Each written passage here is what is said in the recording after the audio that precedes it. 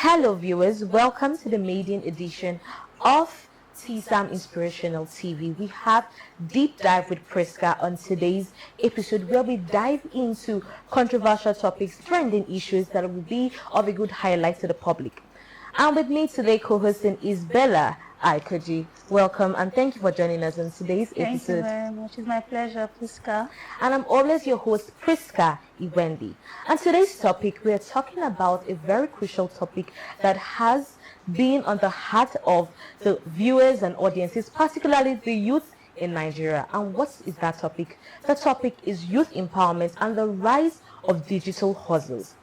Every day, Nigerians or Nigerian youth turn into affiliate marketers, forex traders, drop shippers, content creators on daily basis. Why? Because there's a gap when it's in terms of youth unemployment. So today we're going to dive into that conversation with Bella to know whether these digital hustles have become a struggle or has become a means of survival or should be a solution to youth unemployment. And on Deep Dive, we'll go straight into the topic of today. First of all, we have to understand the statistics of what youth employment is all about. And for statistics purposes, we will be referencing the National Bureau of Statistics, which highlighted that 33% of youths are unemployed in society.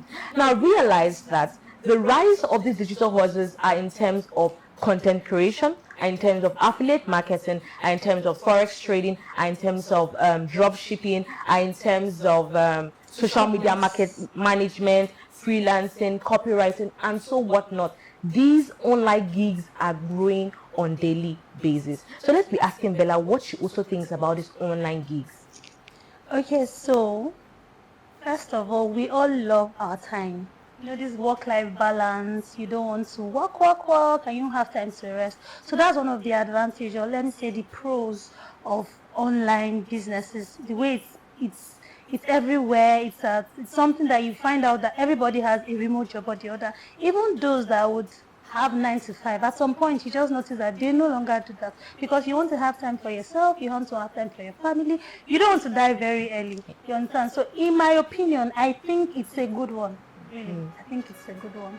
Well, I think I also agree with you on that because it's really a good one. Because realize that when youths graduate, when they turn to graduates, imagine a youth graduating. Most times we even have first class graduates who are experiencing this type of issues more. Then a graduate who will be job hunting after spending 4 or more years in school and realize that these 4 or more years in school still have its issues. Issues in terms of ASU strike, where most times they are limited to all this extension of academic journey, right?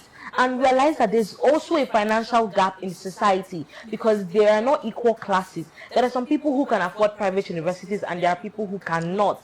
And the percentage of people who cannot afford those private universities are people who make up the larger population of Nigeria. And they also make up the larger population of the youth. So after suffering for these years and experiencing all these issues and financial struggle, you still come out of the university realizing that there is nothing offered to you with your certificate. That's a major problem. Another problem is that the traditional 9 to 5 is also a problem in Nigeria because they are not being accommodated with the proper compensation. Now I realize that when the youths, because of how vast they are with experiences, they realize that this option is not very favorable for them. Right, an option where that you will have to work several hours and have to wait to being paid at the end of the month, and realize that these digital hustles, right, offer them better compensations because they could even work remotely. So they would want to incline to that path because it will help them make more income. The reason why people will work hard of these days is just to make income, not because most times we love the job, but it's just because we want to survive in the society. And you see that this lower earning potential is usually with the traditional jobs. At the end of the day, if you notice, most people, their life starts at 40. You have tried to save, and when you think you are stable, I feel like it has even affected marriages these days. You see people not now, because people have they tilted into the online digital marketing, right? So you see them getting married in their 20s. You see a 23-year-old child, adult or 25, stable. has all the stability because they are doing one business. And the thing with remote jobs are you don't have to do just one. Yes. So you have multiple. Because you have time on streams your of side. income. Yeah, you have time on your side. And before you're 30, you're stable. But remember when we're way younger, it's like 40 before you see a man stable because he has been saving these peanuts that are not even enough, to raise a family, a decent family. Yes. You get. Now, let's also try to analyze this from the angle of the advantages, the pros and cons of each side, because definitely we cannot necessarily outweigh 9 to 5 completely, because realize that there are some jobs that actually really pay the 9 to 5, employees very well, that so many people so many times will pick 9 to 5 over these online works and all of that. Preference is different. Now let's look at the pros and cons. So what do you think it's what makes the online digital hustles more better, right? Okay, first of all, we had already spoken about the work-life balance and all that. So for me, I think the major reason or the major advantage is skills development. You venture into this skill. Let's say you are a developer, for example. You can't just stop at that. You still want to learn. You still want to get more courses, get more trainings. You are always doing something to forge ahead. Unlike the traditional 9 to 5, you get there, this is your work, they just give you your JD, and that's what you keep doing every day. So there's that stereotype. But with online jobs, right, you want to hone your skills. You want to get better. You don't, because when you see someone that you guys started together doing way higher than you, you want to be relaxed. You get. So there's that advantage of always honing your skills, getting better. You are not the way you were last year, except you are not serious with it. But if you are serious with it, you always want to develop more skills, more skills, and more skills. So that's one of the advantages. Also, speaking on that as well, let me even try to elaborate more for our viewers, right? Now, my co-host Bella has actually explained to you the advantages of trying to engage more into the digital space. It gives you more edge to acquire more skills. Now realize that as well, this should not just be a stop for people who are doing 9 to 5 jobs. Now, not because you are doing a 9 to 5 job should be a limitation for you not to get a skill. Now realize that aside from the digital hustles, right, the economy itself is growing faster than you. The economy is not waiting for you. The world is not waiting for you. It's something in communications. I can't remember exactly who the scholar who propounded this statement, but in saying that the world is now a global village, right? So as the world is becoming a global village, you as well have to step up. The same way we always update our phones to different versions of devices, operating systems, because we want to stay updated, because most updates from the last version will not be working and the same, right? That is the same way you as an individual as well should keep updating, because one thing I know for sure is that society does not wait for you to get there. If you're not able to learn something or keep upgrading yourself, play catch up. Exactly. A lot of people will move ahead of you. So now this is to our viewers, not because you are doing a 9 to 5 job should stop you from getting a skill. Realize that no matter the part of career you are choosing, there's always a skill for it, right? Now let's say we are TV presenters. What skill can we get? You can learn more skills in terms of voiceover artistry. You can learn more skills in terms of content writing. You can learn more skills in terms of copywriting. These are skills that are in high demand, but still does not stop you from doing your 9 to 5 job. Well, what does it do? It gives you more advantage to access other opportunities, right? Even bankers, for example, if you're a banker, there are still skills you can imbibe. What kind of skills? You could imbibe skills like digital marketing. You could imbibe skills like customer relationship skills. These are type of skills that will still equip you while you are still doing your 9 to 5. Now, if you are in a space, like in a workspace, and you have somebody who just sticks to what she does as a banker, and then we have on the other side a banker who does not just do her job, but a banker who is good at digital marketing, be able to convince a client to particularly invest in their banking system. You also have the skill of a good customer relationship. Then you also have a skill of probably any other additional skill. Now when it comes to somebody who will be upgraded in that particular workspace, they would obviously pick the other person who has more additional skills, right? Because we are growing and we are thriving, so you need to add more skills to what you have aside from having a 9-to-5 job. So talking about having a 9-to-5 and honing other skills, it happened to me. So for 4 years, I worked as a customer care. I was an agent, at some point a team lead, right? But I was in the customer care relations space. Yes. And guess what? I read computer science. I had nothing to do with customer care. But then it was my first entry as a job, 9-to-5. And it was cool. I enjoyed it. Even helped. Apart from that, even helped my personality. You get my character traits and all.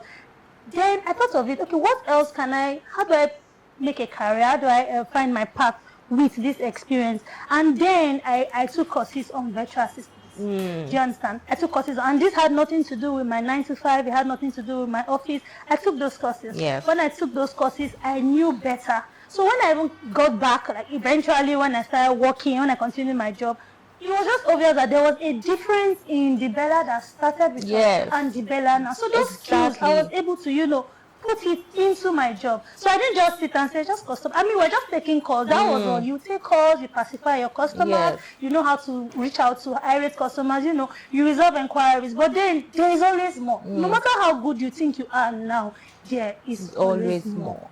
That's a very striking word, that there is always more. You should not just be stuck to what you're doing. No. In as much as there's a rise in digital hustles, but people who are already in that space of doing traditional jobs, you still need to inculcate these skills to be on a greater edge above your counterparts and above your peers. Now, I would obviously want to still dissect more of the pitfalls of these two systems. Now, the problems with digital hustle is that, right, because of how it is saturated, there are still issues in terms of, for example, fraud.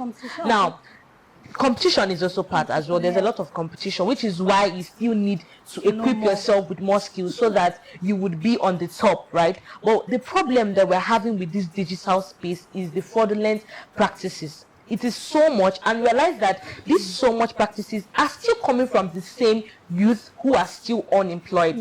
Now, our problem is our youth, is it that they're not knowledgeable enough to get a skill, or they're too lazy to get a skill, or what exactly could be their problem? Because in as much as there's a digital skill that is used, they still use that opportunity to engage in fraudulent practices, which is one of the pitfalls of these digital issues and spaces that come up with it. Okay, so I think right now there's a rise in this get rich quick scheme. You get. So even with the digital that seems, although it's not that way, but it seems like a faster approach. It has a lot of mental and psychological stress. Let's not take that. Maybe not physical, but mental stress. But you will still see people. It can be as bad as you are eating. You tell someone come and eat. The person still expects you to come and feed him. That's how people are lazy. True. People are lazy. So it's just sweeter or easier for them to do digital skills because it's not so stressful. Yes. It's not so stressful. You just get online, see what you can do, see how you can defraud this person, see how you can scam this other person. Because now this is an easier platform for them. So the lazy people will always be lazy. The cheats will always be cheats. Yes. They just look for easier. That's why they're lazy. They just look for the easier or the easiest platform. I agree with you. Unlike they going to the streets, snatching back. Yes. Some of our youths are actually lazy. So it's not really about the platform being bad. No, it is the person. It's the personality. It is them being who they are, regardless whatever the opportunity they get or they have. So it's just about them being lazy. It is who they are. And it's so bad that this particular mindset has infiltrated a lot of youth in society. And that's why I don't blame the youth. In fact, I don't even blame the younger generations that are coming up after us. It's what they see. I think there was a time I was listening to a conversation on TikTok platform where they were interviewing a gestury student, and they asked him, what do you intend to do now you're done with your junior WAEC? And obviously you'll be expecting to hear, I'll be going to the senior class, and maybe I want to go into science or arts, because that's what we were thinking about then. But you can imagine a gestury student saying what he wants to do now is he wants to buy a Lambo, and then he wants to build a house for his mother. He wants to make his mother proud. And I was thinking, what was I even thinking about when I was in gestury? I was just thinking about how I'm going to buy the latest make sure that my school uniform would look as cute as I would be in science class, because then I felt like science class were the prettiest girls. That was the kind of mentality I had, like I wanted to be at the top. But this generation, because of how there's so much negativity, and let's not forget and understand that the governments too, they have a big cross to carry on this as well. But what can we do as individuals?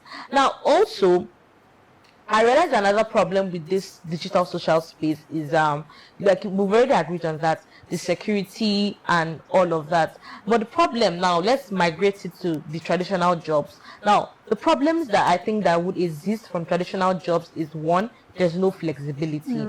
There's no flexibility. You wouldn't even have time for yourself. Imagine working from 9 to 5. How many hours you have left to even rest and go back the next day for work? And also how many opportunities to network and all of that. I know how many conferences or most networking opportunities I may have missed because of the type of job that I do, right? But when you're in this digital space, you have a lot of time to do whatever you're doing. It's just basically being able to multitask, right? So I think these are one of the issues. But one thing, the essence of this topic is that we are doing three things. We are doing, one, calling the attention of the youth, calling the attention of larger stakeholders, and calling the attention of the government. Now, these traditional jobs and that exist, this issue of unemployment, I want to use this medium, right, to still create an awareness to incorporate all these things into it. Now, what do I mean? One, we can still create a good structure with digital space when it comes to career driven opportunities in terms of 9 to 5 jobs and all of that. Now, how do we incorporate that? One, there should be proper regulations, because, for example, now this forex trading issue and all of that, most of these forex trading classes, most times, is a yardstick for them to do people of their money, fraudulent practices. That's why most times when someone comes to you, what do you do? I'm a forex trader. You don't know if this person is a Yahoo person or crypto. So we'll just use this to hide the bad things that actually exist. Now, we can still incorporate into the career space, which is, one, the government should try to implement more regulations, right? Two, they should create tech hubs. That's private platforms, private organizations should try to create tech hubs that venture into training the youth, not just youth, people who also engage in their careers. That's why I always appreciate organizations that do free training. Like, for example, I think last week there's a free training going on for people who want to go into virtual assistance. Things like that should actually exist.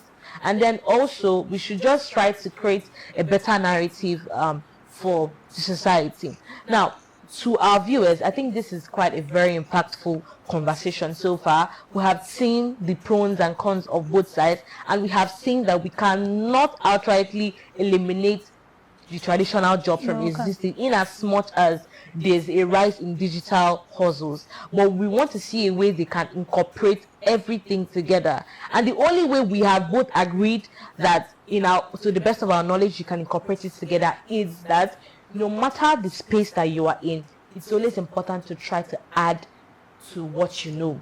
Try to get more from what you have, because the economy, like I said, is not waiting for you. Each day we wake up and we keep hearing hike in prices of things, right? So how will you be able to accommodate yourself in such a situation? That situation can only be resolved if you get more than what you do. And then people who are already in that digital space, very good work to them as well. And also try to keep maintaining decorum and also maintaining accountability and transparency in that particular system. Also, what I would even want to add is, they say charity begins at home. Yes. We have our own role to play. Someone once said that what we see as an option now, what we see as not important now, the next generation won't even regard it at all. So what we hold a stand on, a very firm stand on, the next generation will either do that or at least see it as an option. So if we see all these things and we overlook, it starts with you and I. We have younger ones. You hear of some parents or some mothers pushing their children into fraudulent activities and telling them, not be your mate, they do this, not be your mate, they do that. You understand? And you are the one pushing. So as parents, as siblings, as older ones, as friends, as church members, network, even our own networks, our own space, right? We have our own part to play. We need to tell them that this, the fact that it's happening doesn't make it right. Yes. The fact that it's trending doesn't make it right. The fact that everyone is doing it doesn't make it right. You understand? So we have our own part to play. So let the next generation see us as a better, mentor that they look up to. Yeah. Not seeing certain things and overlooking and maybe everybody's doing it, so it's regular. No, we have our own part to play. You see someone doing something, or maybe you're a mentee to someone and the person is trying to, delve into something, like you should be able to stand firm and tell him or her that no, this is wrong. This is wrong. It is wrong. You know how we celebrate our little beginnings. Many of them don't have the little beginnings anymore. They don't. They just want to take the lift and jump into the next step. So that's not right, really. It's not right. So what happens to the growth? What happens to your story? What story will you not have to tell? Exactly. Eventually, what will you tell your children? What will you tell those coming behind you that see what I went through? It wasn't easy. I fell. I stood up so many times. Those stories. You won't have those stories. You understand? So we have a lot to do as individuals. No matter where you work, no matter who you are, no matter what level you are, you have something to do. Yes. What you just said is very brilliant, and it reminds me of a brilliant conversation I just had with somebody. I realized that the youths do not care about your success story. No. They don't want to care about the process. They don't care about the journey. What they care about is now, how to get this now. And I think this is a form of inspiration to everybody who is listening to us on Deep Dive with PRISCA, right? This world that we're in, right, has everybody's time and season. Now realize that in as much as you see people thriving faster than they could, that does not make you less of somebody who would make it successful in life. Now, the importance of making it in life is one particular virtue, which is patience. Even if you see your peers, both of you are probably doing the same thing, right? Let's say I'm a baker and I'm also a baker, and I see you thriving and I'm not thriving, and we're literally doing the same thing. It's not like there's something different that you're doing, right? But we're doing the same thing. There's one thing that should come to mind is that is your time, right? So as youth, as individuals, we should learn to be patient, to wait for our time. Do not allow societal pressure to pressure you in a way that you would end up living with the regrets, right? So there are certain things that you have to put in place to wait for your time to achieve whatever you want to achieve. Exactly. Understand? Getting rich quick is fine, dreaming big is fine, getting ambitious is fine, but if it's not forthcoming, you try to be patient to wait for you to achieve it. Now realize that even the people you look up to on daily basis, always try to ask them, how did you get here? Exactly. And you realize that these people had gone so far in this particular thing. It took them how many years to get to where they are. Now, for example, I think there's this tech lady who a lot of young girls are looking up to on the TikTok space. Adeife Adeoye. I don't know if you know her. Adeife, content creator. A content creator. Most girls are telling Adeife, I want to be like you. Adeife, I want to do this. Adeife. And I loved what she did one day. She came online. She said, you can't say you want to be like me, because if you know what I went through, like I literally was in this space for more than 3 years and I couldn't even make it as I could make now. But realize that the only way to get there is patience, consistency, and faith. And you keep seeing yourself growing. And even if you see yourself keep failing, do not give up. Right? Do not give up. There's this simple example I always use, Thomas Edison, who invented the light bulb. If you read his story, you could see he failed 1,000 times before he invented this light bulb that has lasted centuries. So it is okay to keep failing, but what you should do is to keep facing it and rising, because at the end of the day, definitely you would actually see a light at the end of the tunnel. But with this, we've dissected youth employment, how it is a problem. We've also dissected the digital hustles, social media marketing, affiliating, digital marketing, and all of that, right? And we've seen how we can use it to incorporate it. So we can still get a structured career by still incorporating the digital space into it. And on this note, we would want to, give the last remark to our viewers by saying that let's not just be pushing for solutions that will be trendy, but let's try and push for solutions that will be sustainable in society. So, like I said initially, there's always more. So your strength is not just, or your weakness or your strength is not just in you falling or failing. It's how you stand.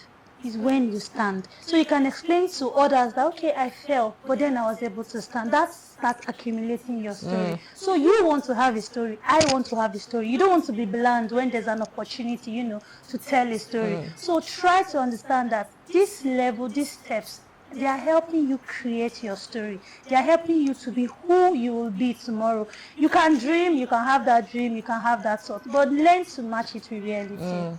Right.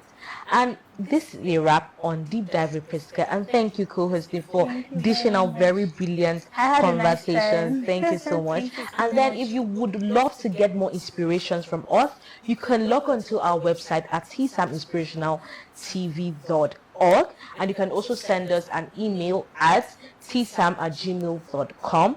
And also, to get more inspirations, you can also log onto our website at eternalcast.org, where you will get highlights of our inspirations, conversations by true guest appearances, people who have gone through the success experiences, and that program is titled Inspirational Portal. But on today's episode is Deep Dive, and thank you for listening, and I'll always be your host, Priska IWENDI. Bye for now.